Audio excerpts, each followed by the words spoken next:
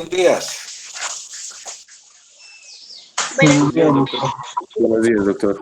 buenos días, doctor. Bueno, muchas gracias por la asistencia y pues de nuevo entonces nos vemos esta tarde para hablar de ruidos cardíacos. ¿Sí? Ustedes tienen la conferencia de ruidos cardíacos.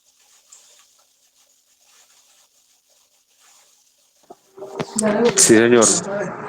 Bueno, de ruido, no de soplo. ¿Cierto? Bueno, vamos a ver hoy, ahorita en fármaco, los digitálicos. Los digitálicos son medicamentos que se extraen de unas plantas milenarias, como la digitalis purpurea y la digitalis lanata. ¿Sí? Estas son originarias de Europa y Asia. Se usa con fines ornamentales y se les conoce como campanitas o dedaleras. El uso de los digitálicos es muy antiguo, de los fármacos más antiguos. Remonta desde que los digitálicos fueron usados hace mucho tiempo, desde hace mucho tiempo. Incluso en las literatura ahora les voy a mostrar cómo Van Gogh consumía, el pintor este que ya vamos a hablar, consumía estas plantas con el fin de tratar su problema psiquiátrico que tenía. Fue Whitering el que introduce desde hace más de 200 años el uso de los digitálicos en medicina, en 1785. Y ya en la década de los 20 del siglo pasado empiezan a hablar de eficacia de estos digitálicos en falla cardíaca. Cuando se introduce el concepto de modelo de falla, en que conceptuaba que el corazón fallaba por bomba, y entonces se introduce y se aumenta el medicamento este digitálico en falla cardíaca en la década de los 40. Ya en la década de los 70, en el modelo hemodinámico, empieza a haber estudios de digoxina que compara con placebo, como es el Radiance y el PROET, ya en el 83. Y en el 87 apareció otro estudio interesante que voy a nombrar, el estudio DIC. ¿Sí? Ok. En el 2003 aparece un estudio interesante en falla cardíaca con fracción de inyección preservada.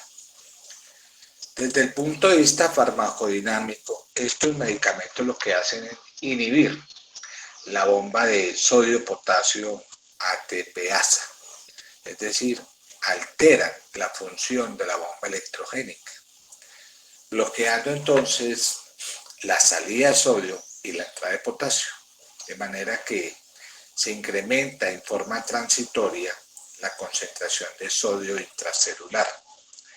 Esta concentración de sodio intracelular elevada hace que se active el intercambiador sodio-calcio, entrando más calcio en la célula, y de este modo, en forma retrógrada, el calcio promueve la corriente, perdón, la fase 2 del potencial de acción de respuesta rápida, que se pone a disposición de las proteínas contráctiles en cada proceso excitador. Aquí vemos cómo el medicamento está bloqueando la digoxina, está bloqueando esta bomba sodio-ATPasa, incrementando el sodio y haciendo un intercambio sodio-calcio. El calcio ingresa, aumenta su concentración y entonces se dirige a la maquinaria contráctil. Este pues es el mecanismo de acción y su efecto.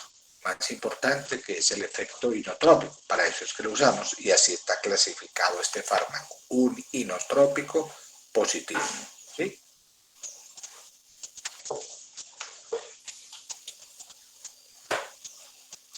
Desde el punto de vista hemodinámico, si miramos la curva de presión-volumen de la función contráctil, pues esto sería como lo normal, ¿sí? Recordando pues que la curva de Starling, que es esta señalada aquí en rojo, que es la curva de contractilidad cardíaca. Entonces, ¿qué hace un agente inotrópico como es la digoxina? Pues la digoxina está desviando la curva de Starling hacia arriba y hacia la izquierda, y de esta manera mejora el volumen latido, es decir, tiene un efecto inotrópico positivo. En pacientes con función sistólica disminuida, la digoxina entonces desplaza la curva de función ventricular hacia arriba, hacia la izquierda, incrementando el volumen latido y de esa manera la fracción de inyección del ventrículo izquierdo. Así entonces incrementamos el gasto cardíaco y desde otro punto de vista, estos medicamentos reducen la actividad neurohormonal que se activa en pacientes en falla, mejorando la tolerancia al ejercicio. Entonces tenemos el modelo de falla cardíaca con fracción de eyección. Aquí está el burrito cansadito, ¿sí? Tiene una falla de suinotropismo con una carga muy elevada. Los digitálicos pues no van a variar la carga, pero sí lo que van a hacer es mejorar la contractilidad. Y de esa manera se supone que actúan los digitálicos. A nivel neurohormonal, ¿qué es lo que hace? Cuando un paciente tiene una falla cardíaca, ¿sí?, con fracción de eyección reducida, pues hay una desensibilización de los vasoreceptores del seno carotídeo y tiene un incremento del tono simpático y una reducción del tono vagal, ¿sí? Por eso, por tener este tono simpático elevado, pues va a incrementar secundariamente la actividad del sistema renina-angiotensina y la actividad de la arginina vasopresina, hormona diurética. De manera que los digitálicos hacen todo lo contrario.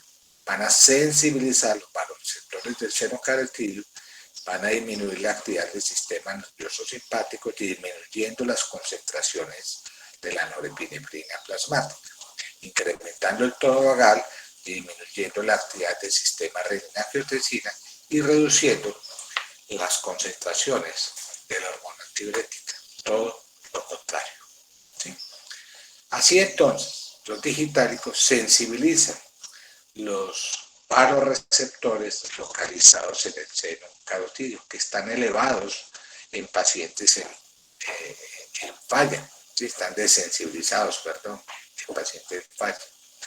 Y de esta manera van a reducir tono simpático, van a incrementar tono vagal, disminuyen la actividad simpática, ¿sí?, y disminuyen la actividad de la hormona antidiurética, va a disminuir la actividad de la hormona antidiurética, o sea que va a favorecer secundariamente la diuresis.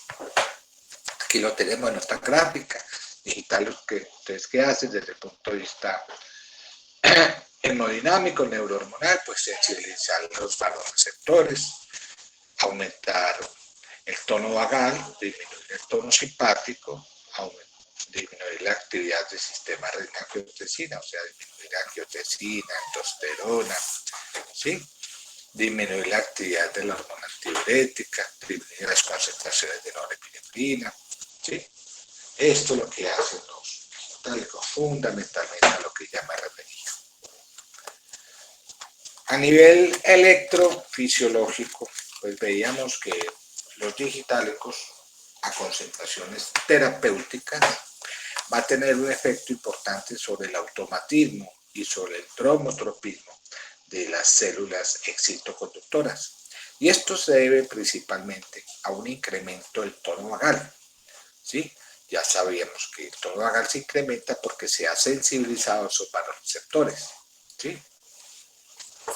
Así entonces, a dosis terapéuticas, los digitálicos tienen una acción predominantemente parasimpática en células excitoconductoras que tienen un potencial de acción de respuesta lenta. ¿Vamos bien? ¿Me escuchan bien? Sí, doctor. Sí, doctor. Sí, doctor. Correcto. Entonces, a concentraciones terapéuticas que hoy en día se consideran entre 0,5 y 0,9 nanogramos por mililitro, ¿sí? A estas concentraciones disminuyen el automatismo. ¿Y eso dónde ocurre? Pues en el nodo sinusal. ¿Y qué es lo que hace? Pues aplana la inclinación de la fase 4, ¿sí? De ese potencial diastólico espontáneo. De esa manera, entonces, va a disminuir el grado de elevación de la pendiente despolarización diastólica, de manera que va a requerir más tiempo para alcanzar el potencial de umbral y de esta manera va a reducir la frecuencia de disparos. Por conclusión, tienen un efecto cronotrópico negativo. A concentraciones terapéuticas, los digitálicos reducen la frecuencia cardíaca. ¿Y qué es lo que ocurre en el nodo auriculoventricular? Pues va a disminuir la conducción, el dromotropismo. ¿Por qué? Porque prolonga el periodo refractario y reduce la velocidad de conducción de ese nodo auriculoventricular, es decir, va a retardar el paso de impulsos de las aurículas a los ventrículos. Por ello, se considera tener un efecto dromotrópico negativo.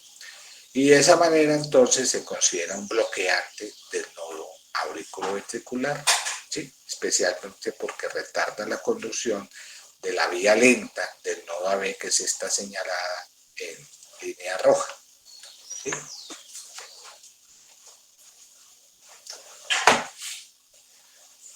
De manera que estos efectos electrofisiológicos permiten tener a los digitálicos como unos efectos antiarrítmicos, acción antiarrítmica. Y son dos los principales. Como deprime la velocidad de conducción de la vía lenta nodal, la que está señalada aquí en rojo, a la izquierda de ustedes, ¿sí? Bloquea el nodo AB. Y esto nos permite alterar las características de refractariedad y conducción de la corriente, de una corriente que puede existir que se llama reentrante. De manera que el digitálico aumenta la refractariedad de la vía alfa, de la vía lenta nodal, y de esa manera va a suprimir arritmias reentrantes que involucran el nodo auriculoventricular. Al final vamos a hablar el uso que tiene este, sobre todo en taquicardia reciprocantes del nodo AB en pacientes con falla cardíaca asociada. El segundo uso es que como ellos retardan la conducción del nodo AB, ¿sí? Ellos van a prolongar, ¿sí? Van a disminuir, la respuesta ventricular que ocurre en pacientes que tienen fibrilación auricular, ¿sí? O sea, ellos disminuyen los impulsos de las aurículas a los ventrículos. Si un paciente tiene una fibrilación auricular con una respuesta auricular con una frecuencia de 300, 600 latidos, pues el digitálico va a enlentecer esos impulsos y van a desbloquear impulsos que se originan de las auriculoventrículos, de manera que el paciente puede tornarse a una frecuencia de 150 o 100 latidos por minuto. ¿Sí? Entonces, lo que se busca en un paciente con fibrilación auricular es hacer un bloqueo auriculoventricular de manera que la frecuencia de los impulsos auriculares sean distintos a la frecuencia de los impulsos ventriculares. Aquí vemos un paciente con una frecuencia ventricular mucho más lenta que si la comparamos con el B1 con una frecuencia auricular que en promedio está de unos 600 latidos por minuto. Eso es lo que busca. Ahora, ¿qué hace los digitálicos sobre las vías accesorias? Recordando que las vías accesorias no tienen propiedad de conducción decremental, es decir, pasan los impulsos de la aurícula sin el ventrículo, sin pasar por el nodo AB, ¿sí? En estos pacientes que tienen vías accesorias como el síndrome Wolff-Parkinson-White, ¿sí? En estos pacientes, los digitálicos disminuyen el periodo refractario de las vías accesorias. Y esto no es bueno, porque al disminuir el periodo refractario está aumentando la conducción de estos impulsos, ¿sí? Así entonces, los digitálicos se contraindican en pacientes que tienen arritmias supraventriculares secundarias a síndromes de preexcitación, como es el caso del síndrome. Doctor, Sí, ya voy. ¿me podría explicar Síndrome. otra vez lo de las vías accesorias? ¿Cómo? ¿Me podría explicar otra vez lo de las vías accesorias, por favor? Bueno, ni siquiera le explico, le recuerdo, porque eso lo vio usted en fisiología. No, sí, solo Las que vías, lo que hace el las fármaco en vías, esas vías. sí, las vías accesorias pues tienen una refractariedad, una refractariedad muy disminuida, es decir, los impulsos viajan con mucha rapidez de las aurículas o los impulsos. Y entonces, ¿qué hacen los digitálicos? Disminuir todavía más ese periodo refractario. O sea que no van a prolongar el periodo refractario, sino que van a cortar ese periodo refractario. De manera que si yo le doy digitálico a estos pacientes, voy a agravar la arritmia. Por eso, cuando ustedes están, por ejemplo, frente a un paciente con fibrilación auricular preexcitada, ¿sí? Estos pacientes está contraindicado usar estos digitálicos. Nunca se pueden usar. A nivel electrocardiográfico, ¿qué es lo que hacen digitálicos? A concentraciones terapéuticas. Tienen 4 efectos muy importantes. El 1, acortamiento del intervalo QT. 2, horizontalización del segmento ST. 3, aplanamiento de la onda T, principalmente aparición de ondas U, y bloqueo aurículo-ventricular de primer grado. Esto puede ocurrir a concentraciones terapéuticas. De hecho, cuando uno ve acortamiento del intervalo QT, ¿sí? Esto significa que el paciente tiene impregnación digitálica, no es que esté intoxicado, ¿sí? Y de hecho, este acortamiento intervalo QT es la manifestación electrocardiográfica más precoz que se observa en pacientes que reciben digitálicos.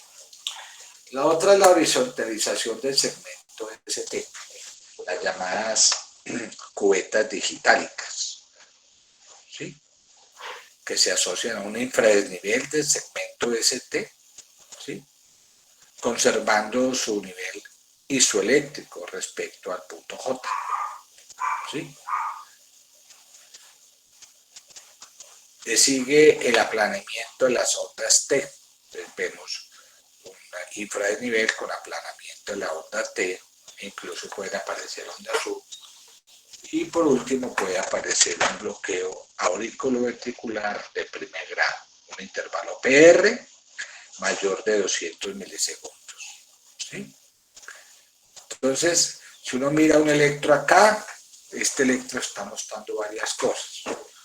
Por un lado, nos está mostrando que el intervalo PR está prolongado, que hay un infradesnivel de segmento ST, cubeta digitálica, y hay una tendencia a disminuir, ¿sí?, la amplitud de la onda T, ondas T que tienden a ponerse cada vez más planas, ¿sí? Ahora, resulta que este medicamento tiene una farmacocinética muy interesante, hecho que hace que este fármaco tenga muchas interacciones medicamentosas, muchísimas, y muchas limitaciones para uso. Por eso, en falla cardíaca, lo usamos como de los medicamentos de último recurso. Es un medicamento que se absorbe rápidamente, más o menos el 75%, pero hay factores que pueden disminuir la absorción, como el uso concomitante de colestiramina, metoclopramida y antiácidos, ¿sí? La colestiramina es interesante porque la vamos a usar ahora en caso de intoxicación. y aumentan su absorción medicamentos como inhibidores de la bomba de protones tipo omeprazol y los macrólidos, antibióticos. De manera que la biodisponibilidad de este medicamento puede variar, en promedio del 60%. Específicamente hablando de los macrólidos, resulta que hay una bacteria que se llama Eubacterium lentum, que está presente hasta en el 10% de la población. Esta bacteria metaboliza la digoxina en productos inactivos y puede retardar su absorción hasta en un 50%. Resulta que cuando nosotros damos antibióticos macrólidos como la claritromicina, esta bacteria se radica. Entonces, como no está presente, va a aumentar la absorción de digoxina y aumentaría el riesgo de toxicidad. Mucha precaución con el uso de macrólidos más estos digitálicos. Es un medicamento que tiene una distribución muy amplia, porque es un medicamento muy liposoluble, pero su principal sitio de depósito no es el tejido adiposo, es el músculo estriado. Por eso, los pacientes seniles que tienen un índice de masa muscular muy disminuido son los más susceptibles de manejar concentraciones séricas altas. Esto es otra precaución a tener en cuenta. Pacientes de mayores de 70 años deben reducirse la dosis usual a la mitad. Lo mismo ocurre en pacientes con enfermedad renal crónica, ¿sí?, donde se reduce el volumen de distribución y aumentaría el riesgo de toxicidad. Y esa precaución hay que tenerla igual con la digitálicos. Cuando la administramos, la mayoría de las veces la administramos por vía oral, ¿sí? Entonces tiene un inicio entre 30 minutos a 2 horas y tienen un pico de acción a las 6 a 8 horas. Si la administramos por vía venosa, actúa más rápido, 5 a 30 minutos, y un pico de acción entre 1 y 4 horas. La concentración en estado de equilibrio es de 8 días. ¿Qué significa? Que si yo empiezo a darle una tableta diaria al paciente para que alcance sus concentraciones séricas estables, se tarda en aparecer ese efecto 8 días.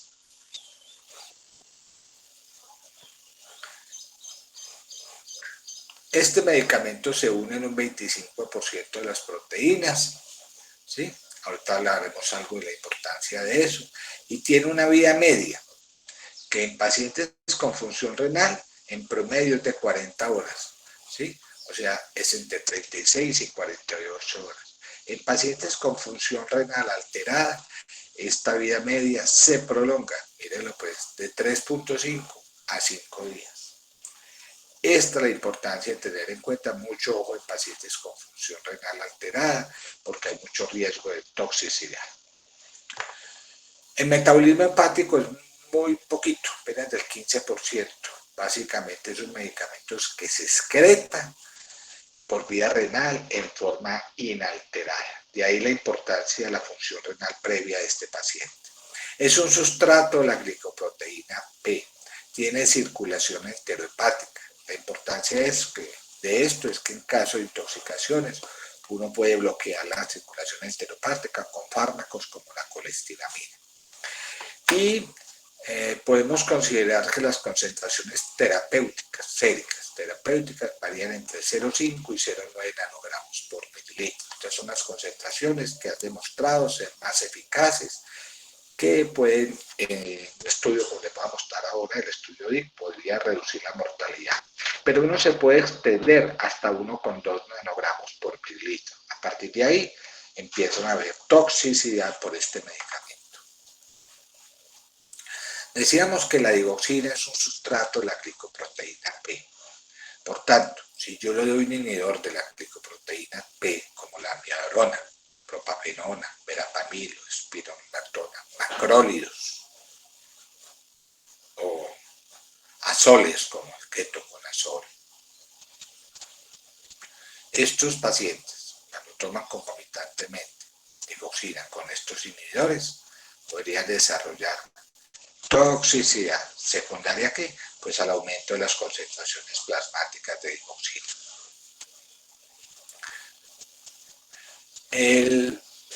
Entonces, ahorita decíamos de las concentraciones, perdón, de las concentraciones séricas, ¿sí? Entre estos niveles de 0,5 y 0,9 nanogramos por mililitro, que es una franja terapéutica muy estrecha, se asocian con menos mortalidad. Hasta hace poquito teníamos el concepto de que estos pacientes deberían tener unas concentraciones de 0,5, 1,2, cada vez está más reducida. Por eso es importante realizar controles séricos de este medicamento, rivaroxaban. ¿En qué pacientes? Pues pacientes vulnerables, como son los pacientes, por ejemplo, pacientes con un índice de masa corporal bajo, pacientes ancianos, pacientes con enfermedad renal, etcétera, etcétera, que están polomedicados. Miren ahora la interacción con nuestros inhibidores de picoproteína P, ¿sí? Etcétera. ¿Cuándo realizar la higoxinemia? Es otra pregunta. Uno cuando inicia digitálico, si sospecha que tiene una intoxicación a partir del día 8, que es cuando alcanza sus concentraciones séricas. Antes no es normal. Esta tabla nos está hablando de las concentraciones séricas, ¿sí?, de higoxina, en un estudio que es el TIC, que aparece ahora, que más adelante lo escribiremos, y nos está hablando la relación entre concentración sérica y mortalidad, ¿sí? Si uno mira acá, en esta gráfica, partiendo de 1,2 nanogramos mililitro, los niveles mayores de 1,2 se asocian con mayor mortalidad, y ahí entonces que uno se basa ese límite, ¿sí? ¿Ok? Tengan en cuenta ese dato. La excreción, decía ahora que fundamentalmente son medicamentos que se excretan de forma inalterada por la orina. Su excreción es del 85%, ¿sí? Y básicamente se excreta por mecanismos de filtración glomerular. Interacciones de este medicamento. La importancia de la interacción es que hay muchos factores que pueden elevar las concentraciones séricas de higoxina. Ahora decíamos que le podríamos dar una dosis excesiva para su masa corporal. Mucho cuidado en el paciente con índice de masa corporal bajo. O que fármacos que aumentaban la absorción, como el omeprazol, los macrólidos, o que inhibían la glicoproteína P, que ya discutimos, o porque se puede disminuir la excreción renal, ¿sí?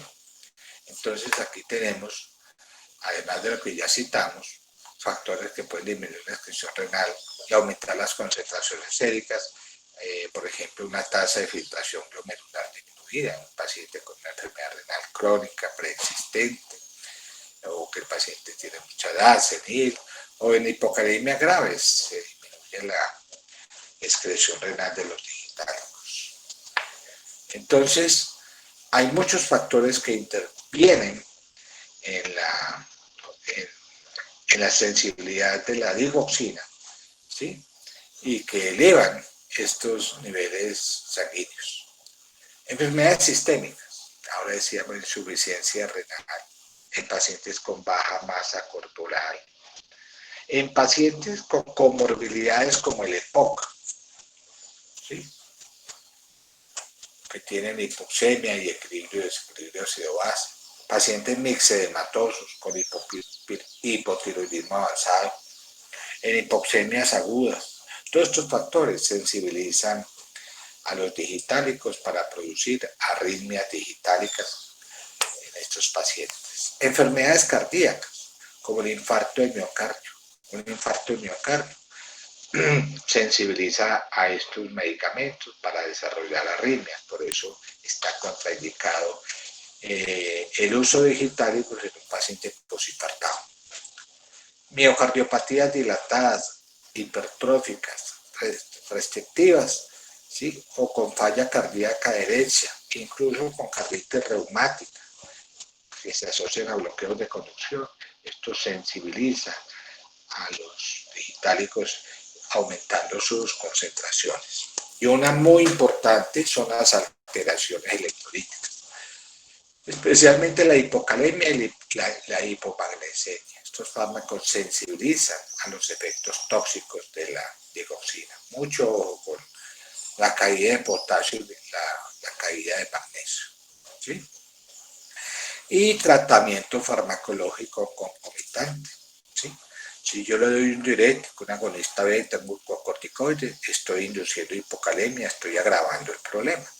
O fármacos que pueden tener efectos añadidos en el nodo aurículo-ventricular o en el nodo sinusal. Aquellos fármacos, por ejemplo, que bloquean la conducción AB, como calciantagonistas no dihidropiridicos tipo verapamil, o betabloqueadores como el propanolol, el metoprolol, o antiarrítmicos que también tienen esa acción, como la de amiodarona, propafenona, o simpaticolíticos de acción central que también pueden bloquear el nodo B y agravar el problema. Cuando el paciente toma clonidina, metildopa, mucho cuidado con esa interacción con los digitálicos. ¿Ahí va bien? ¿Me escuchan? Sí, señor. Sí, doctor. Sí, doctor. Por eso no existen fármacos seguros, existen médicos seguros, aquellos que conocen suficientemente bien los fármacos, la fisiopatología y el caso individual de su paciente. Una frase muy bien aplicada para el contexto de este fármaco que estamos analizando. Efectos adversos. Este señor, que ya conocemos, pero estos retratos que aparecen acá, estas pinturas son de Vicente Van Gogh, ¿sí? Que fue un exponente muy importante del post-impresionismo. ¿Sí? Ustedes miran el color de sus pinturas, muy exótico. Se cree que Van Gogh utilizó el color amarillo mucho en sus pinturas, como por ejemplo acá en los girasoles, ¿sí? Como consecuencia del consumo de digitálicos que tomaba para tratar la manía y la epilepsia. En ese entonces, pues, se usaba esos digitálicos, ¿sí? ¿Qué factores entonces van a influir en los efectos adversos? Pues bueno, fármacos que aumentan su absorción, como los macrólidos, el omeprazol. Fármacos que inhiben la glicoproteína P, como la verapamil, la amiodarona, propafenona. Tratamiento farmacológico concomitante, por ejemplo. Fármacos que bloquean el nodo B. Alteraciones electrolíticas, como la hipocalemia, la hipomagnesemia. Enfermedades cardíacas, la falla cardíaca derecha. La miocardiopatía dilatada y restrictivas predisponen a toxicidad por digitálico.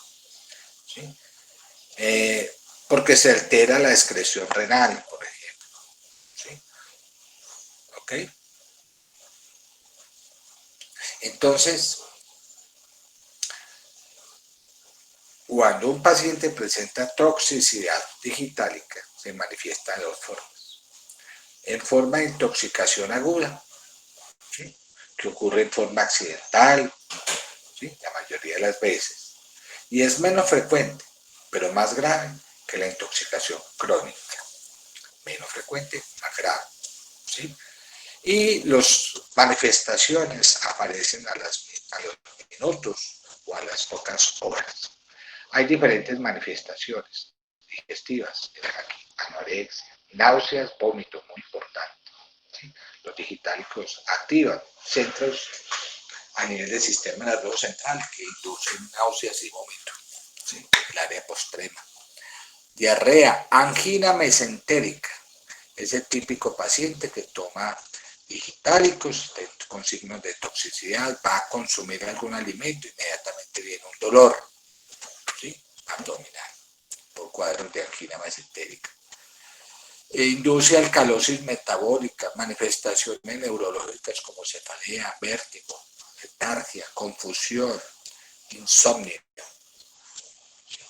debilidad muscular, temblor generalizado, delirio, psicosis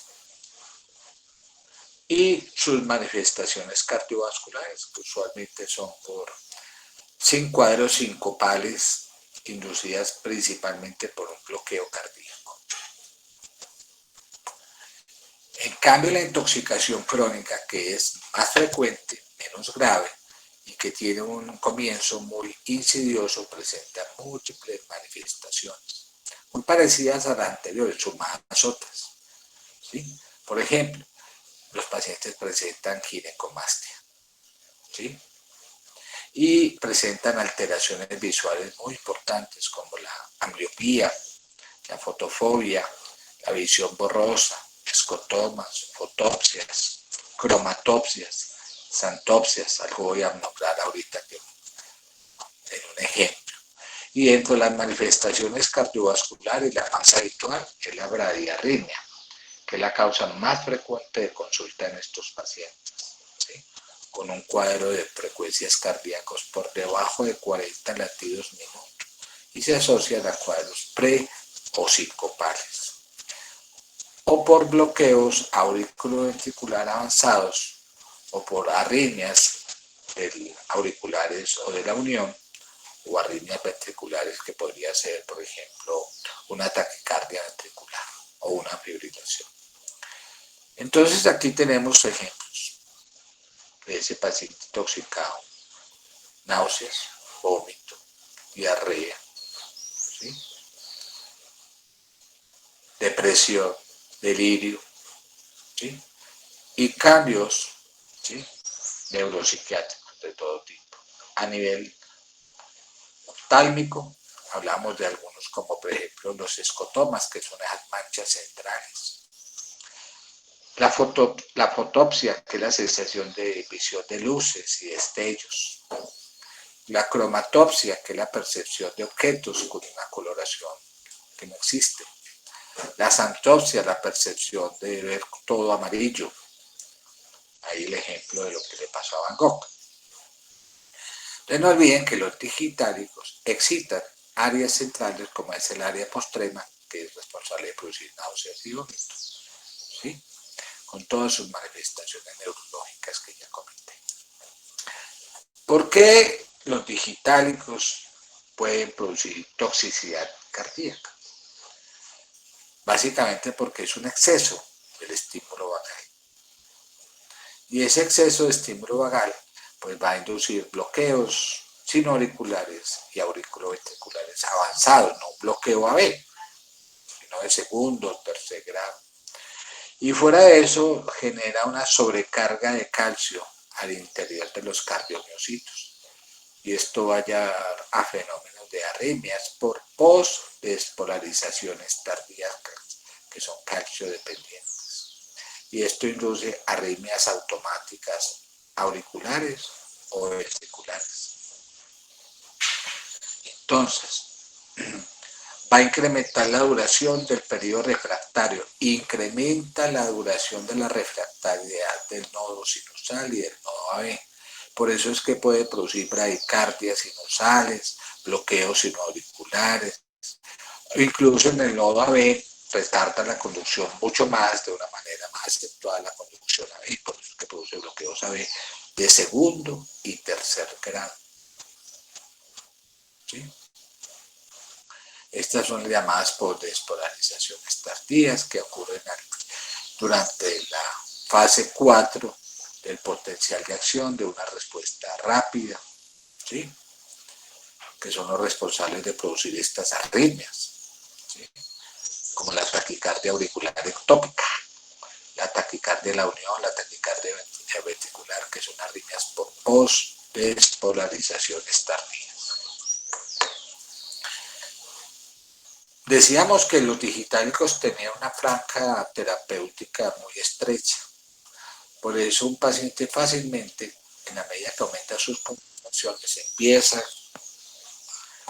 a producir efectos de toxicidad como ralentización de la conducción, ¿sí?, del nodo sinusal, del nodo AB, bradicardia, bloqueos del nodo AB, extrasístoles, arritmias ventriculares tipo taquicardia ventricular o fibrilación ventricular, que inducen muerte súbita. O sea que lo primero que aparece es una elevación del tono simpático y luego incluso con manifestaciones por incremento del tono simpático. Entonces, ¿cuáles son las arritmias más frecuentes que vemos en intoxicación digital? Bien, arritmias asociadas a bloqueo o asociadas al automatismo. A un bloqueo, por ejemplo, una bradicardia sinusal, bloqueo sinoauricular, ¿sí? O al automatismo, taquicardias auriculares con bloqueo AB, taquicardia de la unión, extrasístoles ventriculares, bigeminismo, taquicardia ventricular, fibrilación ventricular. Son las arritmias ventriculares más frecuentes asociadas a intoxicación digital. Aquí vemos una bradicardia sinusal, vemos la cubeta digitálica, sí, por signo de inclinación, pero ya esto es una bradicardia sinusal y es signo de toxicidad, frecuencias cardíacas por debajo de 60 latidos por minuto. O un bloqueo sinoauricular, como ustedes ven aquí debería haber una onda P y no la hay. Entonces, es el paciente que tiene su complejo QRS, de pronto no aparece la P, vuelve y arranca, y bueno, desaparece su bloqueo sinoauricular. O las llamadas taquicardias auriculares con bloqueo AB, que es una de las arritmias más frecuentes por toxicidad. O la taquicardia de la unión, o taquicardia de la auriculoventriculares, ¿sí? Que es ausencia de onda P. O un bloqueo ya más avanzadito, por ejemplo, un bloqueo auriculoventricular de segundo grado, MOVITS 1, ¿sí? O incluso un bloqueo de tercer grado completo, con disociación auriculoventricular, etc. O un bigeminismo. ¿Qué es el bigeminismo? Pues vemos que hay unas extrasístoles, una extrasístole seguida de un complejo QRS, ¿sí? Entonces acá hay una extrasístole, un QRS, una extrasístole, un QRS, bigeminismo ventricular, extrasístole ventricular. O ya más grave todavía, una taquicardia ventricular, ¿sí? Que puede ser con pulso o sin pulso, incluso una fibrilación. ¿Cómo tratamos entonces esto que es tan grave y que limita tanto el uso de estos medicamentos? Hay diferentes maneras de tratar la intoxicación. Primero, lo lógico, lo primero que hay que hacer es suspender el digital y los fármacos que incrementan dicha sensibilidad a la toxina. Reposo absoluto para evitar la estimulación simpática. Si hay vómito, damos un antiemético tipo ondansetron, ¿sí? Por vía intravenosa. O descontaminamos, ¿sí? El aparato gastrointestinal. O sea, vamos a disminuir la posibilidad de que este fármaco se reabsorba. Recuerde que tiene circulación enterohepática. Ya sea administrando carbón activado o ya sea administrando colestiramina. ¿Podemos eliminar este medicamento por vía renal? ¿Podríamos usar la hemodiálisis? No. La digoxina no es removida por hemodiálisis. ¿Por qué? Porque se acumula en músculo esquelético, hígado, el corazón, etcétera, concentra. Allí alcanza concentraciones muy elevadas. Y es poco lo que hace la hemodiálisis para eliminar este fármaco, ¿sí? Es decir, la hemodiálisis sería útil para remover medicamentos hidrosolubles. Recuerde que este es liposoluble, con bajo volumen de distribución. Este es un medicamento con alto volumen de distribución, ¿sí? Que se une altamente a las proteínas, o sea que la hemodiálisis sería útil en otros casos, ¿sí? Por eso no es el. Queda una opción, hemoperfusión, también tiene una eficacia limitada. Entonces, no es el medicamento. Específicamente hablando de la intoxicación digital, si yo tengo un paciente que tiene una bradiarritmia supraventricular, una bradicardia severa, o un bloqueo auriculoventricular, y este torna sintomático como crisis de Stoff, Adams, síncopes, etc., el fármaco de primera elección para estos pacientes es la atropina, ¿sí? Y esto se puede usar esperando de pronto, si no responde, con los marcapasos transitorios, ¿sí? O en su defecto, podríamos usar anticuerpos antidigital, ¿sí? Que es el Digivint, ¿sí? Difícil de conseguir por acá. Si el paciente tiene una taquicardia auricular con bloqueo AB o una taquicardia de la unión AB, el fármaco de elección es la fenitoína. La fenitoína es un medicamento anticonvulsivante, pero cuando vayamos a hablar de antiarrítmico, vamos a ver que la fenitoína es un fármaco antiarrítmico clase 1B. Viene para uso parenteral, ¿sí? Y lo podemos usar en caso. Si no, responde anticuerpos antidigital. Como es una taquicardia con bloqueo a taquicardia de la unión, uno podría decir, ¿será que le doy cardioversión eléctrica? Cuidado, la cardioversión eléctrica puede precipitar una sistolia y no debe utilizarse. Si es una FA con bloqueo AB, un flúter asociado a bloqueo AB, lo ideal sería colocarle anticuerpos antidigital, ¿sí? En caso pues, de que haya una repercusión hemodinámica, y los betabloqueadores podrían ser útiles, no todos, especialmente el esmolol, ¿sí? En caso de taquicardias ventriculares o fibrilación ventricular, ¿sí? Uno podría usar fenitoína, lidocaína, que es otro antiarrítmico, y si es una de estas taquicardias ventriculares o fibrilación ventricular sin pulso, desfibrilar. El problema es que esas taquicardias sin pulsos, ¿sí? Podrían precipitar finalmente una sistolia, ¿sí? Entonces uno debe utilizar, si va a hacerlo, poca energía, 100, 25 joules, ¿sí? Y si pues, tenemos a disponibilidad de los anticuerpos antidigital, pues una indicación muy absoluta específicamente para aquellos pacientes que tienen taquicardia ventricular, ¿sí? Hasta ahora, ¿qué tenemos de lo que hemos dicho los digitales? Podemos decir, uno, que son medicamentos muy antiguos, que se han usado desde hace más de 200 años en pacientes con falla cardíaca, que son medicamentos con unas farmacocinética muy interesante porque esto limita el uso de estos medicamentos ya que tiene muchas interacciones y nos va a facilitar entender por qué hay que tener precauciones en estos pacientes y muchas veces contraindicación.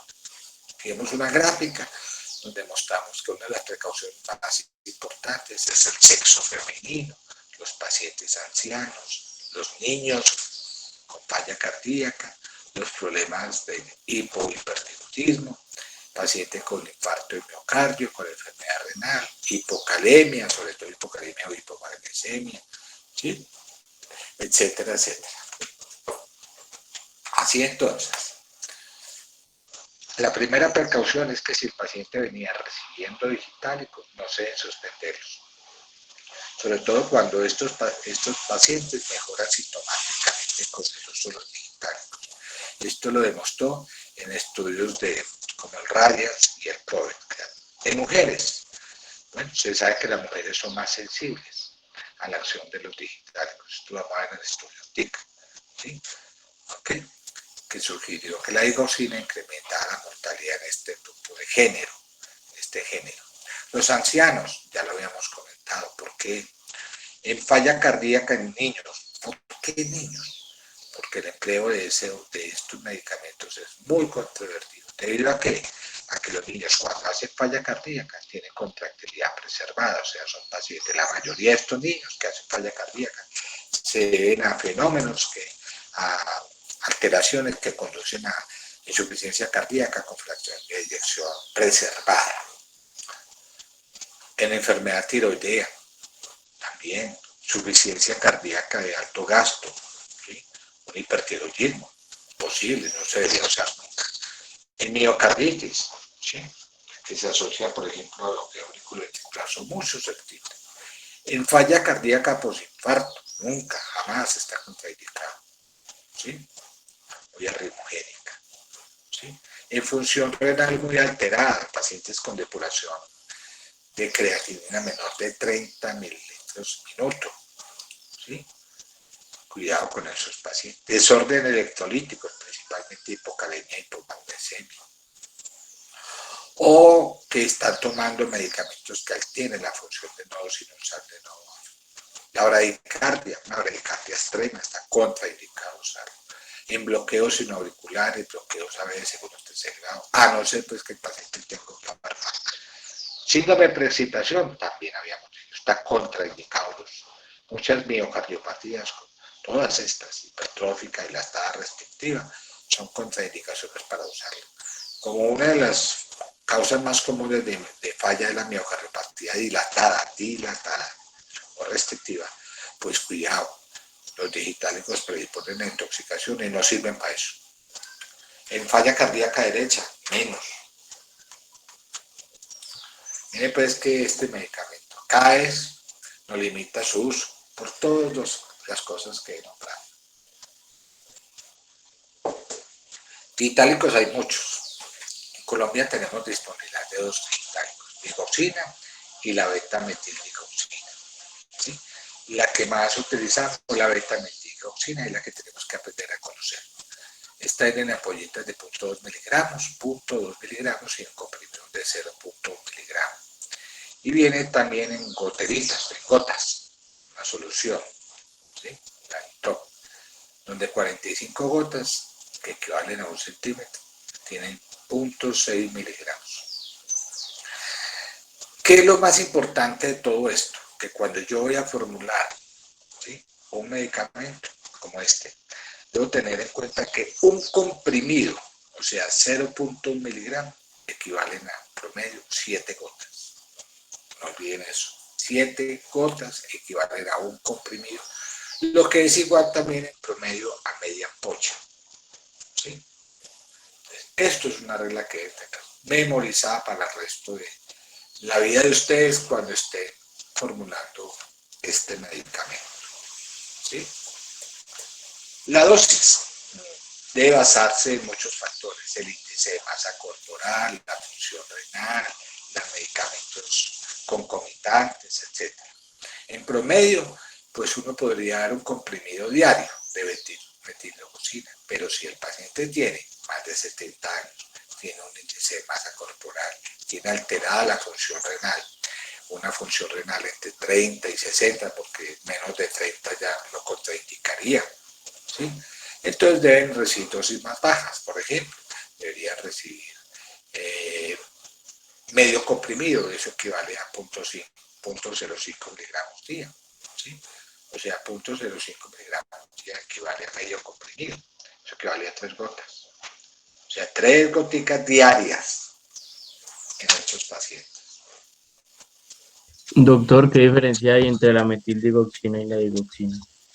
No, es la misma digoxina, solo que tiene un grupo metilo. Facilita la absorción del medicamento, mejor biodisponibilidad. Pero esta es la que se usa más, por ejemplo, en Europa, la digoxina. Pero uno muchas veces no tiene beta-metildigoxina, se utiliza la digoxina. Y la digoxina es una tabletica de 0.25, equivale en términos de eficacia igual a una tabletica de 0.1 miligramos. ¿Sí? Esto que me está diciendo, mire, 0.1, 0.25. ¿Sí? Me está diciendo que este se absorbe más rápido, que requiere menos dosis. Vea que es. Este viene en elixir. ¿Usted sabe qué es un elixir? ¿Qué es un elixir?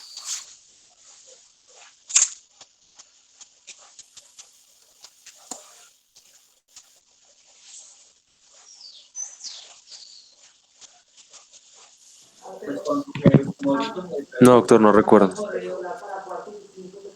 Un elixir es una solución líquida cuyo solvente es el alcohol. Eso es a diferencia de un jarabe. El jarabe es lo mismo, pero cuyo solvente es un azúcar. Muy bien. Sí, doctor. Bueno, entonces la eficacia es igual, solo que varía la presentación, mientras que este viene en 0.5 y en ampollita este viene en 0.2. ¿Sí? Bueno, listo. ¿Cuáles son las indicaciones más importantes de los digitálicos? 1, en insuficiencia cardíaca.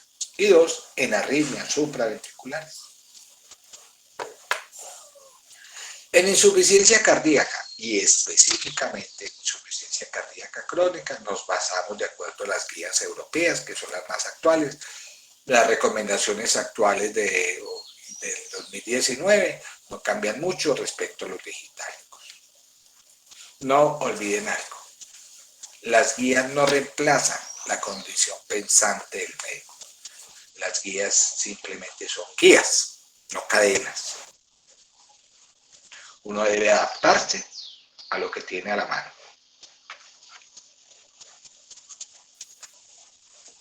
En insuficiencia cardíaca crónica, los digitálicos se han utilizado desde la década de los 40 en el modelo cardiorrenal, en que se pensaba que el paciente solamente fallaba por bomba.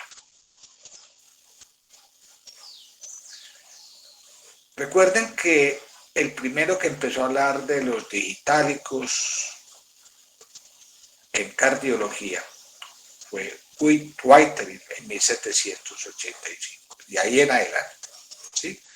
Ya empezó a hablarse del efecto inotrópico, y en la década de los 70 aparece la evidencia de toxicidad por esto, ¿sí? ¿Ok?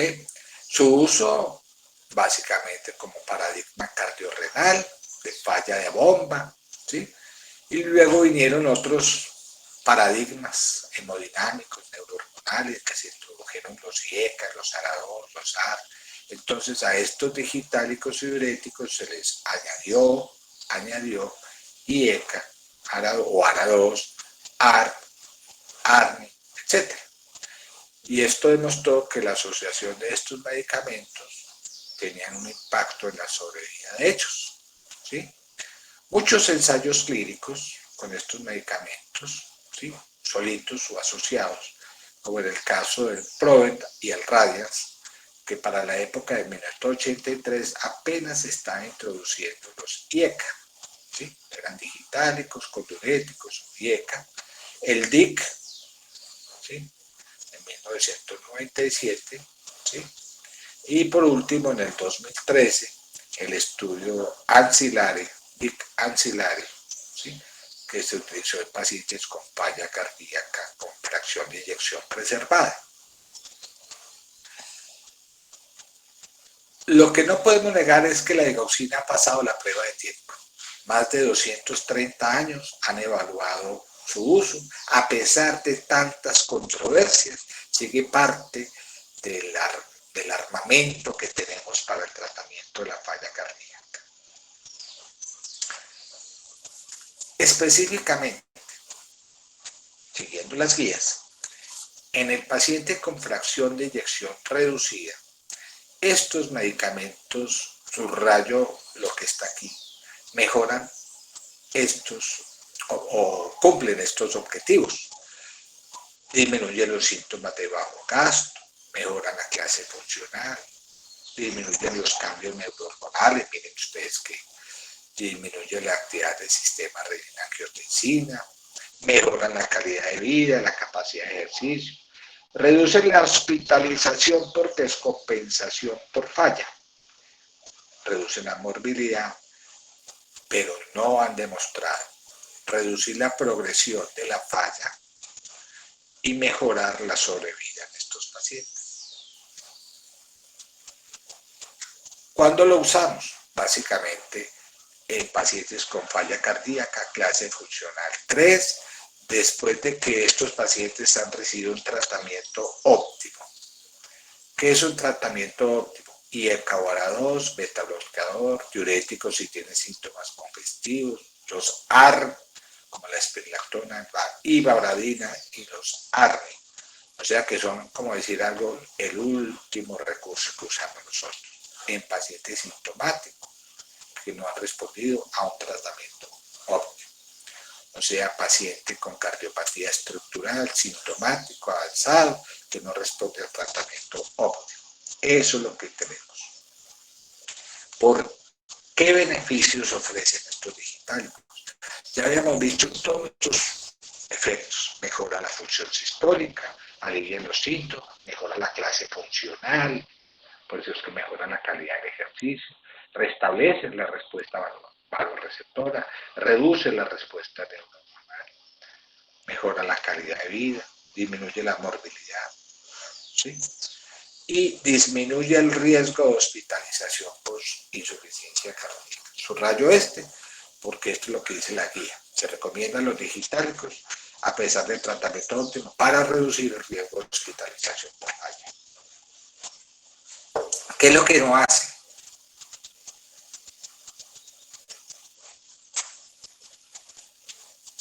¿Qué beneficio no aporta? Disminuir la progresión de la falla, de la insuficiencia cardíaca y aumentar o disminuir la mortalidad. Exactamente, de lo que está aquí yo. No detiene la progresión de la falla y no tiene impacto en la sobrevida. ¿Sí? De todos los medicamentos que hemos visto nosotros, junto con los diuréticos, los digitálicos, no reducen mortalidad. El resto de los que usamos nosotros, sí. ¿Mejoran los síntomas? Claro. ¿Previenen el desarrollo de falla cardíaca? No. ¿Tienen un control neuronal adecuado a estos pacientes? Sí. Entonces, si miramos aquí en esta analogía de falla, vemos como los digitálicos, ¿sí? Perdón, los digitálicos sí mejoran todo lo que ya he visto, ¿sí?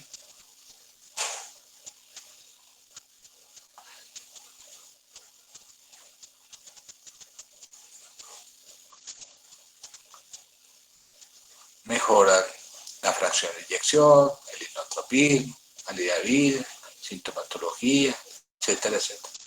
Pero no mejoran los otros parámetros. O sea que tiene sus beneficios, porque es un fármaco inotrópico, tiene efecto cronotrópico negativo, en caso de que tenga una falla cardíaca asociada, por ejemplo, a una, perdón, el tomotrópico, a una fibrilación auricular, reduce la actividad simpática, aumenta el tono vagal, reduce la actividad del sistema de angiotensina, mejora los síntomas, reduce hospitalización por falla, pero nos preocupa. ¿Qué nos preocupa? Que tiene una franja terapéutica muy estrecha de los fármacos que más usamos, y que tiene una franja terapéutica estrecha, muy estrecha, como es la ferritina, como es la lidocaína. ¿Sí? Tiene muchas interacciones medicamentosas. Es utilizado en pacientes con mucha morbilidad asociada, lo que predispone a toxicidad, muchos efectos adversos. No reduce la mortalidad, no reduce la progresión de la falla. Entonces, ¿cuál es el papel de estos digitálicos en falla? Es considerado como esos medicamentos con beneficios más inciertos que se usan en pacientes en falla sintomáticos con fracción de eyección reducida. ¿Sí? Y entonces dice la guía que sí se podría considerar este medicamento en pacientes con falla cardíaca, fracción de eyección reducida, con ritmo sinusal, sintomáticos, para reducir lo que ya había dicho, el riesgo de hospitalización, tanto por todas las causas como por falla cardíaca. Y así lo dice la guía. ¿Sí? Y lo incluye dentro de esos tratamientos con beneficios menos claros.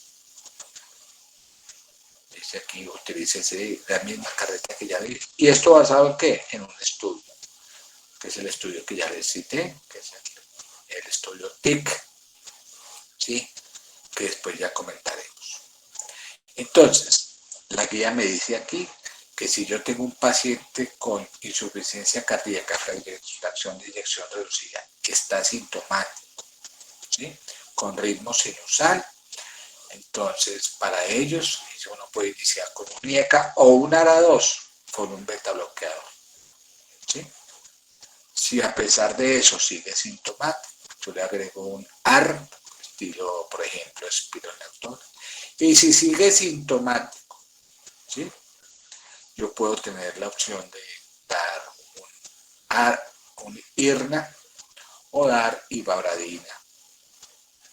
Y si sigue los síntomas persistentes, como último recurso, puedo considerar la administración de digitálicos. Mire pues ahí la uso. Es decir, su uso es más apropiado para mejorar síntomas, el estado clínico, como terapia adicional a otros fármacos que sí han demostrado detener la progresión de la falla y reducir la mortalidad, como son los IECA, VARA2, betalocadores, AR y varadina o AR. Nunca se deben dar hemoterapia solo, de inicio menos. ¿Y cuál es la evidencia clínica para usar estos medicamentos? ¿Sí? Recuerde con todos sus problemas esta frase de Maimónides del siglo XII después de Cristo. La medicina debe señalar lo beneficioso y alterará lo dañino, pero no debe obligar ni a lo primero ni condenar a lo segundo. Muy aplicado también para este fármaco.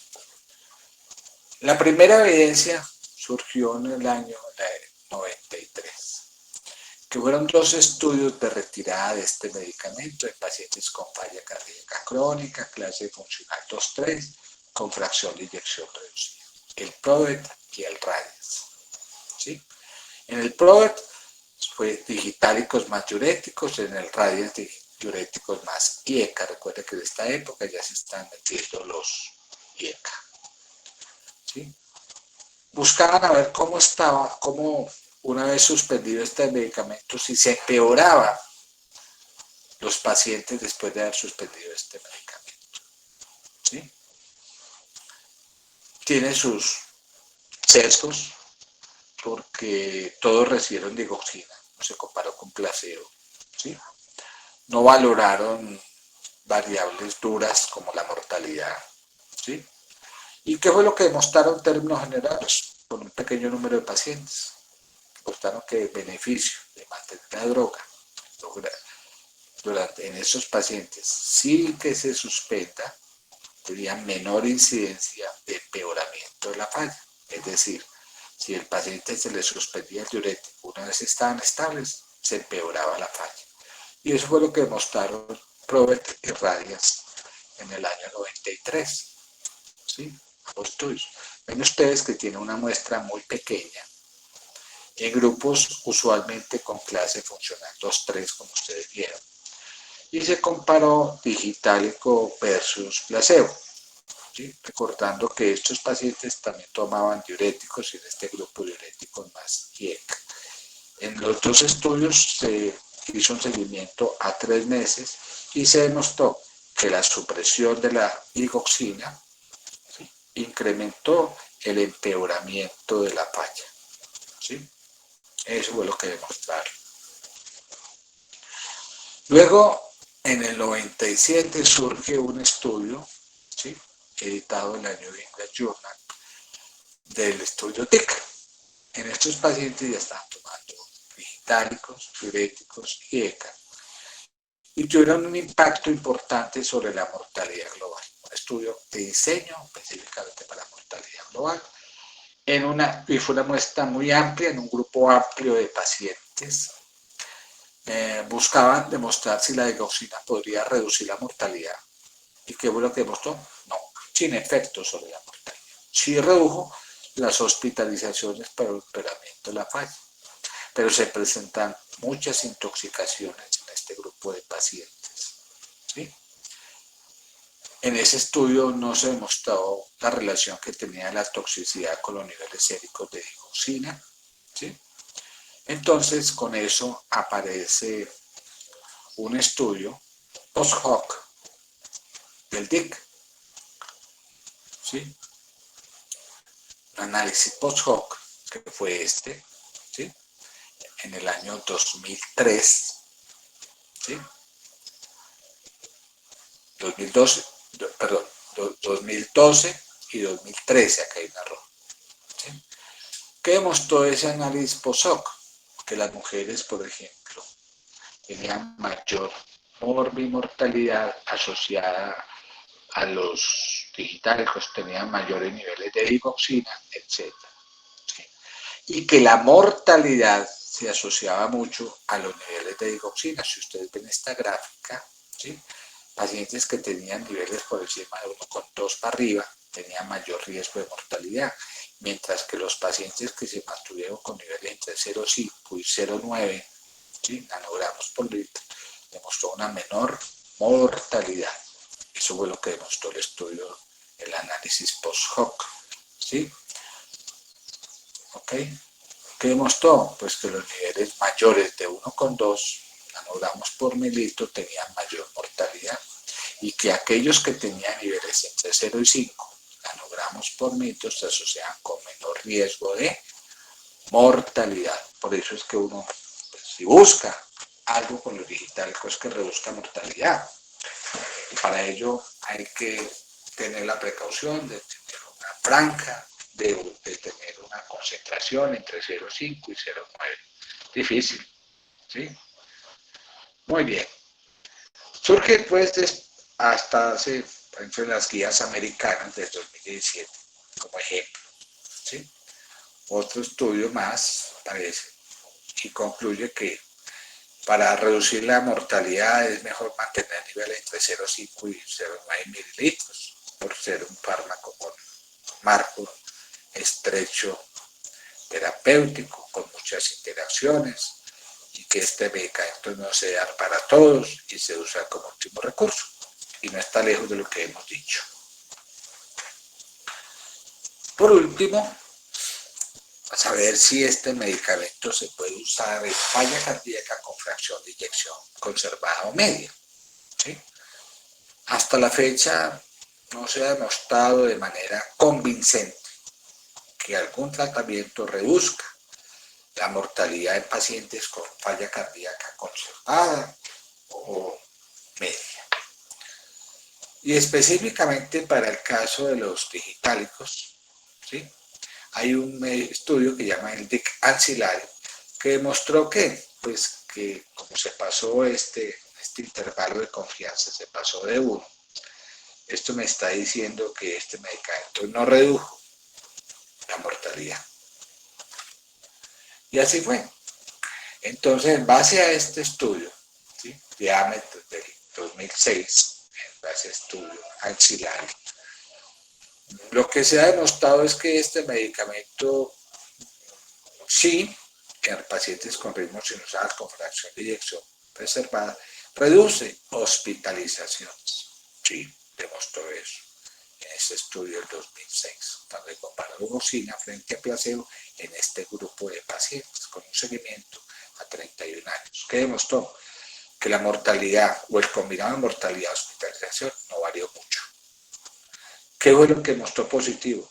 Una tendencia no significativa a un menor número de hospitalizaciones. De manera que queda a criterio de uno si lo utiliza o no en un paciente con fracción de eyección preservada. Yo me pregunto, si tiene una fracción de reservada, ¿para qué usar un digitálico si es un dinotrópico? Por último, están las indicaciones terapéuticas en pacientes con arritmias supraventriculares. Y una de ellas es la fibrilación auricular, que es la arritmia más común en falla cardíaca. Por eso, en pacientes con falla cardíaca, si vamos a tener un problema serio de arritmias, es esta, la fibrilación auricular. Se asocia frecuentemente en pacientes con falla. O sea que la FA y la falla cardíaca están íntimamente relacionadas. Una puede ser causa de la otra y viceversa. Y de hecho, exacerbarse entre sí. Es decir, si ambas coexisten, el pronóstico empeora independientemente de la fracción de eyección que tenga el paciente. Si uno mira a una paciente que llega acá con falla cardíaca aguda, recordemos que dentro de las causas más comunes, precipitantes y agravantes, es la fibrilación auricular, que puede estar asociada en el 35% de los pacientes que llegan a urgencias con falla cardíaca. ¿Sí? La FA es una causa muy prevalente en estos pacientes. Puede agravar y precipitar la falla. ¿Sí? Cuando uno tiene una fibrilación auricular debe plantearse tres cosas.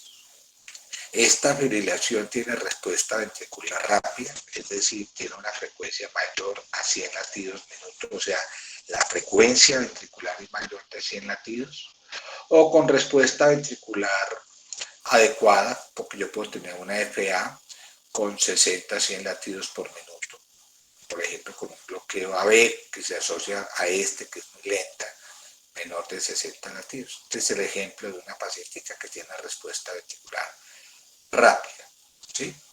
¿Y cómo me doy cuenta yo? Pues aquí tenemos un electro, ¿sí? Y para ya calcular la frecuencia ventricular, recuerdo que debo contar 6 segunditos, y yo la escribo aquí, 6 segundos. Y cuento el número de QRS que hay, ¿sí? En 6 segundos. ¿Cuántos hay? Miren ustedes.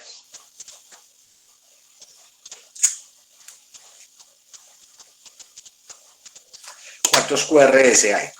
1, 2, 3, 14. 14. Eso. Entonces hay 14, ¿cierto? 14. Entonces la frecuencia ventricular sería 14 por 10, porque en un minuto habrían 60 segundos. Entonces 14 por 10 me está diciendo que tiene una frecuencia de 140 latidos por minuto. Entonces, ¿qué tipo de fibrilación tiene este paciente? Taquicardia. Con respuesta ventricular rápida. Correcto, con frecuencia ventricular rápida, ¿sí? Mayor de 100. Entonces, si tiene una frecuencia ventricular rápida, ¿qué busco con el digitálico? Disminuir esa frecuencia cardíaca. Claro, disminuir la respuesta ventricular, ¿sí? Entonces, ¿y cómo lo hace el digitálico? Yo le pregunto una vez en adelante, ¿cómo haría para reducir esa frecuencia ventricular? Disminuyendo el tiempo de la velocidad del estímulo auriculoventricular. Correcto, aumentando la conducción decremental, ¿cierto? Retardando la conducción del impulso de las aurículas o los ventrículos, ¿sí? Que es lo que yo busco.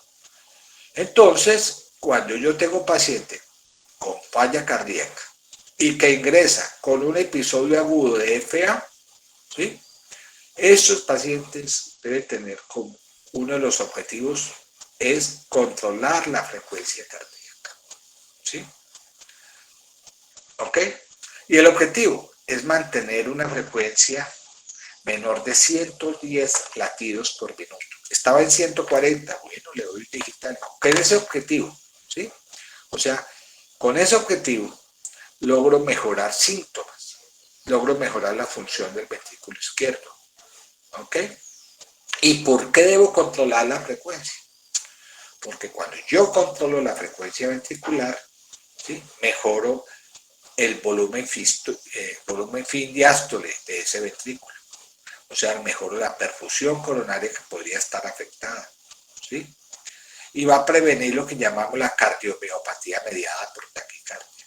Entonces, el objetivo, mejorar síntomas, prevenir la disfunción ventricular o la agravación de esa disfunción, prevenir la falla, y cuya meta estará por debajo de ¿cuánto? 110 latidos por minuto. Entonces, me adelanto una a la gráfica que tanto voy a nombrar durante estos días. Es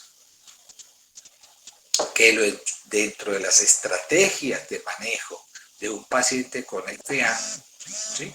Busco uno de estos 5 objetivos y uno de ellos es el control de la frecuencia ventricular. ¿En qué grupos de pacientes se favorece mantener un control de esta frecuencia ventricular? Para aquellos pacientes que ingresan con una FA persistente o recurrente. Después hablaremos de ella. Que está poco sintomático, que tiene más de 65 años, ¿sí? Que han fracasado con otros fármacos antiarrítmicos, ¿sí? Que tienen la cardiopatía estructural de base, es decir, su falla, etc. ¿Y cuál es el objetivo? Mantener una frecuencia cardíaca de reposo menor de ¿cuánto? 110 latidos minuto. Es el control láctico. ¿Sí? Eso es lo que buscamos. De manera que las guías del 2017 de FA, ¿sí? La guía europea, ¿no? Recomienda, ¿sí? En el control de la frecuencia que los digitálicos se usen en aquellos pacientes que tienen FA con fracción de eyección preservada o, creo aquí, reducida. ¿Sí? Se podría dar un tratamiento combinado. ¿Qué es un tratamiento combinado? Si el paciente tiene una fracción de eyección reducida, se puede asociar a beta-bloqueadores. ¿Sí? Si tiene una fracción de eyección preservada, se puede usar a beta-bloqueadores o calcioantagonistas no dihidropiridínicos como el diltiazem o verapamil. ¿Sí? ¿Cuándo da tratamiento combinado? Cuando el fármaco solito, como el digitálico o el beta-bloqueador que estamos usando, lo que estemos usando, no logra el objetivo terapéutico. ¿Sí? ¿Y cuáles son los objetivos terapéuticos? Mantener la frecuencia cardíaca, frecuencia ventricular de reposo menor de 110 latidos por minuto. ¿Sí? Entonces, si yo tengo un paciente con una fibrilación auricular, perdón, con una insuficiencia cardíaca, con una fracción de eyección reducida, las opciones más importantes serían, como una recomendación, dosa, digoxina o beta-bloqueador o digoxina más beta-bloqueador como primera línea de tratamiento. Y una recomendación clase 2B, podríamos considerar la administración de amiodarona.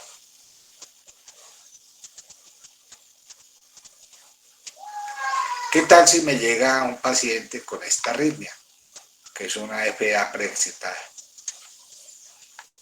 ¿Utilizaríamos los digitálicos? No, doctor. No se puede. ¿Cierto que no? No. Entonces están contraindicados. O sea, recomendación clase 3 que están contraindicados. ¿Sí? Los digitálicos no deben ser administrados. ¿Por qué? Porque aumenta la respuesta ventricular. Recuerden que disminuye el periodo refractario de estas vías accesorias. Y entonces pasamos de una fibrilación auricular a una ventricular.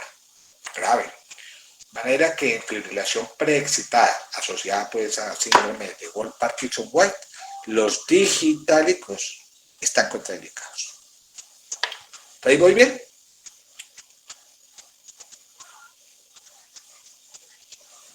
Sí, doctor. Sí, doctor. No hablo de lo otro porque no es el tema de ahora. Manera que si tengo un paciente con una FA, uno de los objetivos es controlar la frecuencia ventricular, ¿no? ¿Y con qué le podemos controlar? Hablamos de beta-bloqueadores, calcioantagonistas, digitálicos, ¿sí? Beta-bloqueadores digitálicos en pacientes con fracción de eyección reducida. Beta-bloqueador calcioantagonista digitálico con fracción de eyección preservada. Siempre entonces hay que controlar la frecuencia cardíaca, siempre. Cuidado, acuérdense que hablamos de pacientes con FA persistente o recurrente. Si me llega un paciente con una FA de reciente comienzo y llega muy sintomático, está con una frecuencia ventricular muy elevada, la primera pregunta, ¿tiene falla cardíaca y no tiene Wolff-Parkinson-White? La respuesta es sí. Entonces, si es así, yo puedo usar beta-bloqueadores a dosis bajas, digitálicos o amiodarona. ¿Con qué objetivo? Mantener una frecuencia ventricular menor de 100. No olviden eso. Entonces, digitálico fundamentalmente indicado para pacientes con FA y frecuencia ventricular rápida. ¿Cómo la puedo administrar? Yo la puedo administrar en bolos.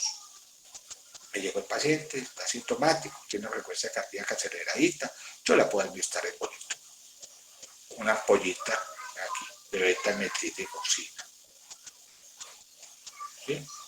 Pero si tiene paciente disfunción renal, o tiene mucha edad, o un índice corporal bajo, pues yo le puedo empezar con media ampollita. ¿Sí? ¿Ok? Entonces, a esos pacientes que la usamos. Entonces, en el control agudo de la frecuencia cardíaca, miren ustedes en el paciente con falla, aquí, falla cardíaca sistólica, con fracción de eyección reducida. ¿Sí? Entonces, ¿qué puedo dar? Beta bloqueador digitálico, que tiene recomendación 2A, o si no responde a este, ¿sí? Amiodarona. Si tiene una fracción de eyección preservada, beta bloqueador digitálico o calcio antagonista. Doctor, una pregunta. Sí, Si el paciente ya venía tomando beta bloqueadores, igual empiezo con beta bloqueadores si el paciente llega con la fibrilación auricular. sí, beta bloqueadores y le puede agregar digitálico. ¿Sí? ¿Ok? Listo, doctor.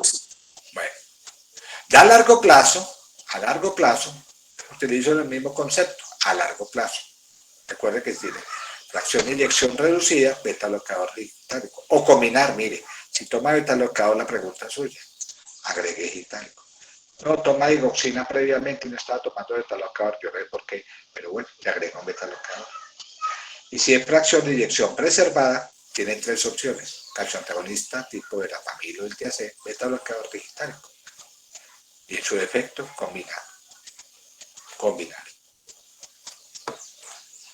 Surge entonces los cuestionamientos de los digitálicos en el paciente con FA e insuficiencia cardíaca.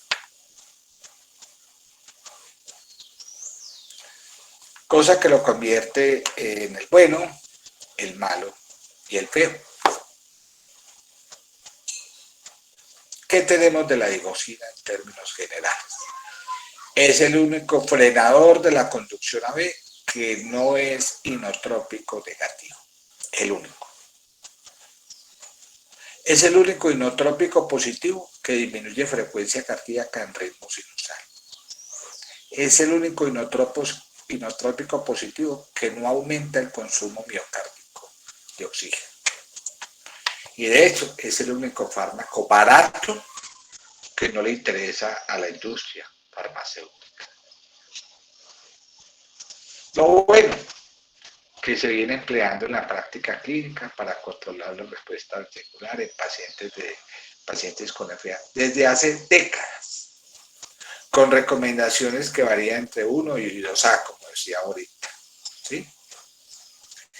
Lo malo es que han demostrado estudios, como los que aparecen acá, que asocian el uso de digitálicos con incremento de la tasa de mortalidad. Aquí vamos a asistir en el tercero con estudio de VAMOS de 2015.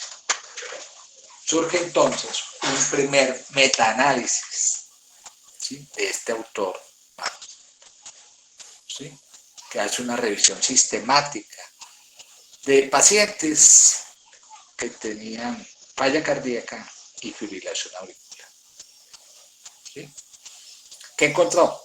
Mayor mortalidad en digoxina en estos pacientes. Y esta fue la conclusión. El uso de digitálicos se asoció con un mayor riesgo de mortalidad del 21%, ¿sí?, en pacientes con FA, independiente de la insuficiencia cardíaca concomitante. Este fue un grupo poblacional altico, más de metaanálisis, ¿no?, más de 300.000 pacientes, ¿sí?, que se incluyeron en este estudio, ¿sí? Y esa fue esa conclusión. Después de este surge en el 2007 otro metaanálisis que también demostró lo mismo: mayor mortalidad global y cardiovascular con digitálicos. ¿Qué nos pone estos dos metaanálisis? Pues nos deja intranquilos respecto al manejo de pacientes con insuficiencia cardíaca y FA. Por eso hacen falta más ensayos que evalúen prospectivamente el efecto de los digitálicos sobre la mortalidad y otros resultados clínicos relevantes. ¿Sí? ¿Se usa o no se usa? He ahí el dilema. Además de la fibrilación auricular que está asociada a falla cardíaca, los digitálicos se pueden usar en taquicardias del nodo AB, específicamente taquicardias reciprocantes del nodo AB. Esto en pacientes con fibrilación, con falla cardíaca reducida, con fracción de eyección reducida. ¿Qué es una taquicardia de la unión AB? ¿Sí? ¿Okay? Una taquicardia de la unión AB es una taquicardia que usualmente la mayoría de las veces es reentrante, lo llama recíproca, ¿sí? Que ocurre en el nodo AB por una reentrada, como su nombre lo dice. Y de estas, la más frecuente es la taquicardia recíproca del nodo AB, ¿sí? Que es esta que aparece aquí, que cuando veamos arritmias se dan cuenta que hay una onda P, los complejos QRS son estrechos, es regular, etcétera, etcétera. Si yo tengo este tipo de arritmia, los digitálicos podrían ser una opción de manejo. ¿Por qué digo opción de manejo? Porque entre los fármacos el más recomendado es la adenosina. Si no responde a la adenosina, verapamilo, un calcio antagonista, venoso. Si no responde o si no lo hay, beta bloqueador. Y quedaría entre las opciones con recomendación 2B, clase C, los digitálicos. O sea que se podría usar este medicamento en este tipo de arritmia. Sí, se podría hacer si el paciente tiene una falla cardíaca concomitante, que no es común, porque esta arritmia aparece más frecuente en paciente joven con corazón sano, o sea que es muy raro. ¿Y cómo hace para frenar esta arritmia si fuéramos a usar el digitálico? Pues porque, como decía ahora, porque prolonga la refractaria de la vía lenta, nodal, la vía alta. ¿Sí? Ahí su uso. ¿Okay? Bueno, muchas gracias. Eso es respecto al uso de digital. Gracias, doctor. Yo tenía una pregunta. Señor, me pueda. En cuanto entonces a esta taquicardia por reentrada en el nodo auriculoventricular, el fármaco que uno utilizaría, pues el paciente no tiene esa insuficiencia cardíaca, el fármaco de primera elección De sería el elección, beta la bloqueador, adenosina. No, la adenosina. la adenosina. La adenosina tiene mayor indicación. Y si no la hay o no respondió, verapamilo. La mayoría de veces no la hay. Verapamilo intravenoso. ¿Y qué otra opción? Beta bloqueador. ¿Sí? Incluso hay otra opción, amiodarona. Y por último, una recomendación 2B, los digitálicos. Solo cuando está asociado a falla cardíaca. Muy rara. O sea que es quizás el último recurso que uno utilizaría. Porque usted no sabe, está en un pueblo lejano. Usted puede encontrar adenosina, es imposible en un pueblo bien lejano. Un verapamilo, raro. Beta bloqueador, escaso. Una amiodarona, de pronto. Entonces, ¿qué tenemos aquí? Usted empieza a preguntarle a la enfermera, a la jefe, ¿qué tiene aquí para sacar esta rica? Doctor, tenemos esto, tenemos esto. Usted pregunta, ¿tiene adenosina? No, doctor. ¿Tiene verapamilo venoso? No, doctor. ¿Tiene metoprolol venoso? No, doctor. ¿Tiene amiodarona venoso? No, doctor. Entonces, ¿qué queda? Digitálico. Quedó esa opción. Es el último recurso. ¿Sí? Muy bien. Listo, doctor. Bueno, pero recuerden, esa es una arritmia. Esta es de las arritmias más comunes que aparecen después de un fin de semana de fiesta y rumba. ¿Sí? Entonces aparece más en paciente joven con cardiopatía estructural, sin cardiopatía estructural de base. Entonces lo más común es que responda o bien a un masaje de seno carotidio, que responden el 60% de las veces. Y si va a usar fármacos, entonces acuérdense que la primera opción, la primera pregunta que se hace, ¿tiene adenosina? Sí. Bueno, esa es. No, verapamilo. No. Beta bloqueador venoso. ¿Sí? Metoprolol, esmolol, propanolol venoso. ¿Sí? No, bueno, amiodarona. No. Entonces, ¿qué queda? Digoxina. Ahí tiene pues el último recurso. ¿Sí? No, pues se lo llevo chiras porque ya se acaban los fármacos para el manejo de eso. ¿Sí? ¿Bien? Sí, doctor. ¿Más preguntas? Bueno, ¿por qué empecé con este medicamento? Dirán ustedes si es el último recurso, porque es el más antiguo. ¿Sí? De los medicamentos más antiguos para manejar la falla cardíaca son los digitálicos. Y le siguen en la década de los 60 los diuréticos, que es el tema de mañana, diuréticos. ¿Sí? Vamos a hablar de la furosemida, vamos a hablar de los diuréticos tiazídicos. ¿Sí?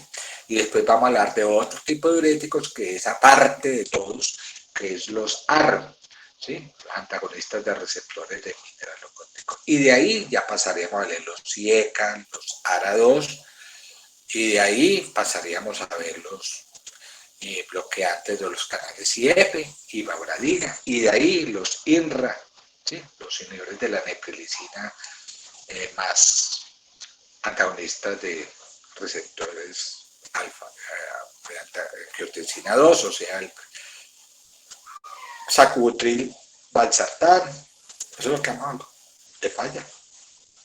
Bueno, ¿alguna otra pregunta? Sí, doctor, una pregunta. Sí. Sobre la clase pasada, o sea, usted nos dijo sobre cómo las guías del 2016 y luego las comparó con el 2019. A mí Yo, me quedó... ¿Señor? escucho un eco. De pronto tienes prendido algo o os tiene muy cerca, no lo escucho claro en la pregunta. ¿Me escucha mejor ya? Ya, ahora sí. ¿Cuál? Bueno, pasada nos dio como una comparación entre las guías del 2016 y el 2019.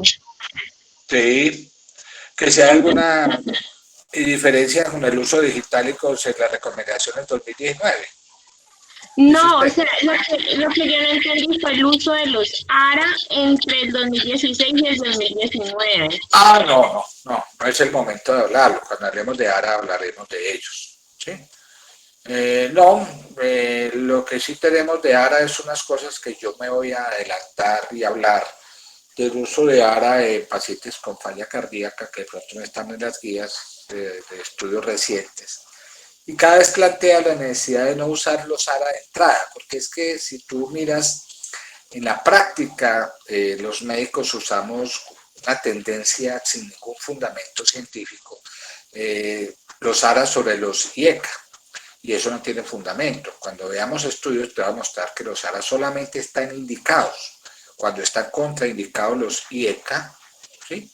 O que el paciente no tolere el IECA. ¿Sí? Es la única indicación que de darle un ARA versus un IECA. Por eso si usted mira la guía de manejo de falla cardíaca, te la voy a mostrar acá. Dice que usted debe empezar con un IECA, y acuérdense que los IECA son el ABC del tratamiento, no los ARA, ¿sí? Entonces, de entrada son los IECA, ¿sí? Que han demostrado mayor eficacia. Nunca un ARA de entrada, ¿sí? Entonces, si usted mira aquí en estas guías, ya la voy a mostrar acá, del 2016, que no cambien con las recomendaciones del 2019, usted empieza con un IECA, vea, tratamiento con un IECA, o ARA2. Y ese ARA2, ¿por qué? Porque solamente estaría indicado, cuando ya hablemos de ello, cuando ese IECA está contraindicado, por ejemplo, por tos, ¿sí? Entonces podríamos darle esa opción de ARA2. Pero el de entrada es el IECA.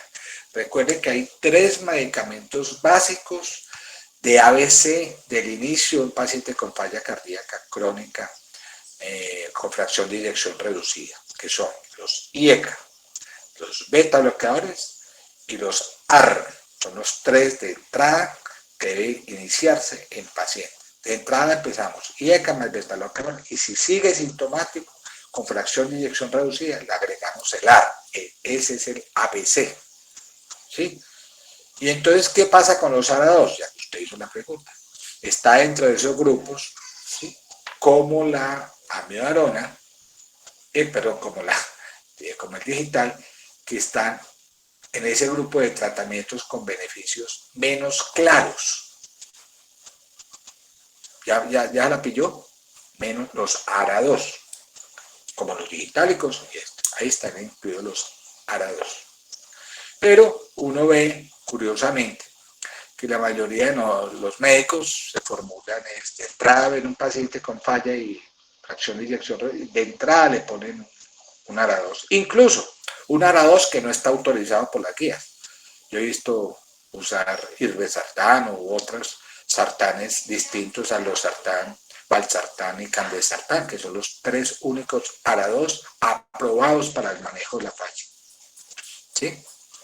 ¿Está bien orientada la respuesta o no? Sí, doctor. Bueno, eso lo vamos a profundizar después. ¿Sí? Muchas gracias. ¿Quién más tiene otra pregunta? Gracias, doctor. Bueno, a ustedes, muy amables. Gracias, doctor. Nos vemos esta tarde entonces a las 5, ¿cierto? Sí, doctor, gracias. Sí, doctor. Bueno, muy amables.